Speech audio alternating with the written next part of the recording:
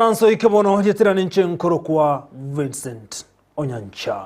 Igotoko chake mese mangana majense moja bono marogo basabagaga kurasorongo rwa Gusii ane bali babete bakurwandira ense ya Kenya nechinga kichia Maumau barokane kwe murungani mono asogote abuna chibese chiabagotwenga kibale kurwandira ense ya Kenya ngakiya Maumau abangi babo ikraboni gamba bwati kende bakwego kelia kolengana bagakwa abuni go bagani umure wense William Samuel Ruto kone kibuna bagaka abu anasenga kiya Maumau bale ngoro ngonya rale bago konye kabate bire buna chibese chiobo gotunga tieme chandeliwe bwateranite echi abange babo batali konyora.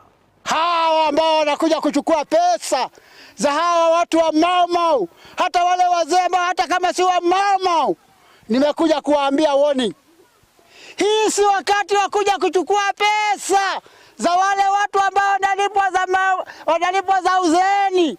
Alafu mtu mwingine anakuja kudondoa hapa akiambia hawa ati wanunue pesa wapate pesa. Haitawezekana. Kali nyewe mimi ndio ndiunda serikali. Nikaunda na uchungu. Kwa serikali ikapatikana. Kenyatta tulimweka hapa nyumbani hapa kwa Nyasa. Ndio. Sasa leo ndio tunafanya nini? Tunakuwa mbaya. Siku tunakuja unapewa kiabu. Ukikula kiabu wewe hataki kuangalia watu. Hawa wazee wamepigania sana kupata kama ni haki yao, lakini hatujaiona.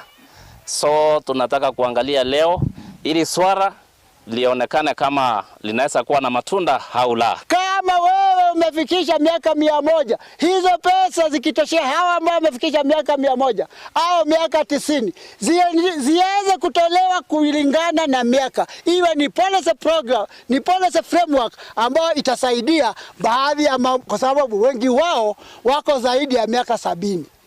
Sisi waende tukumbuke wala ambao tuliteseka kwa msituni. Bila naona hawa mama na wazee hata wengine wapati ile pesa wazee wanasumbuka tu. Hawana